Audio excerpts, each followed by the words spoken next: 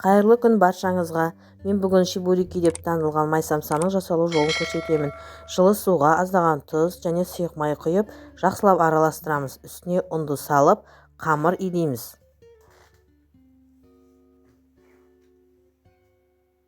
Арнама тіркеліп, қолдау көрсетіп, лайк басып, тіркеліп кетіңіздер.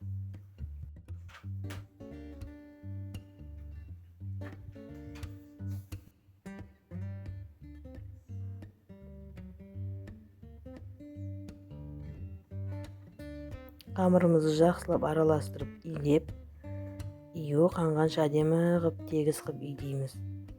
Одан соң 15 минутқа қамырды тындырып қоямыз. Салмасын дайындауға кірісеміз. Ақ пиязды, фаршты, тәтті бұрышты дайындап алып, әдемілеп тураймыз. Фаршты аздаған майға, қысып тұрған майға қуырамыз. Біраз су шыққанша қуырамыз, одан кейін тұз, дәміне қарай бұрыш саласыздар.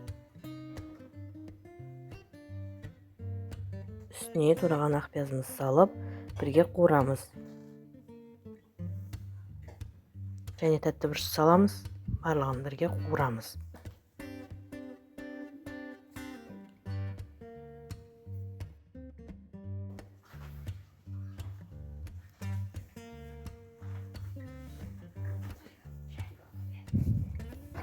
Салмамыз дайын. Енді қамырды жақсылап дөңгелектеп екіге бөліп аламыз дағыны. Екіге бөліп, зуалаға илейміз.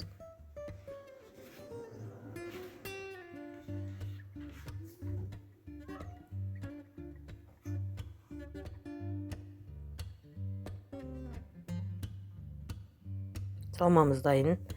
Енді қамырды жайып дайындаймыз.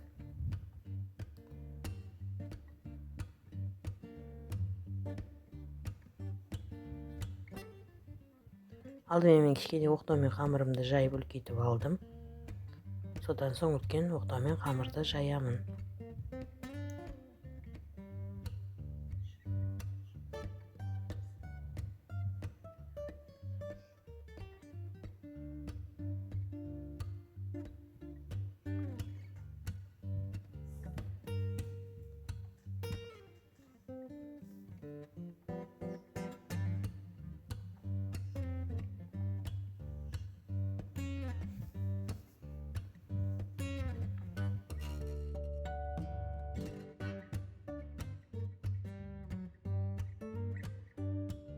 Міне қамырымыз жайылып дайын болып қалды.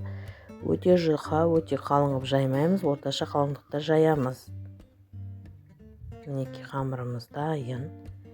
Енді қамырды мен дөңгелектеп емес, 4 бұрышты етіп кесемін.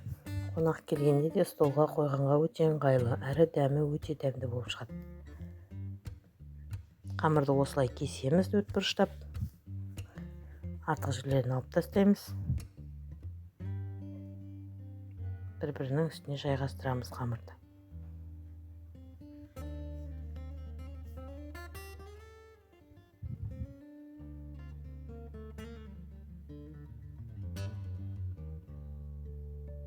Міне біздің салмамыз дайын. Енді ыдысқа салып алып, суытамыз.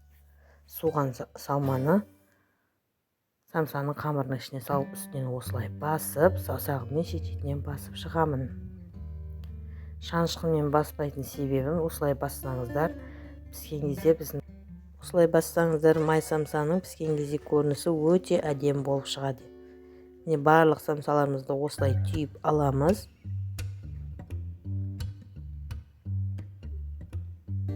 Мінекейіңіз барын жасап қойдым.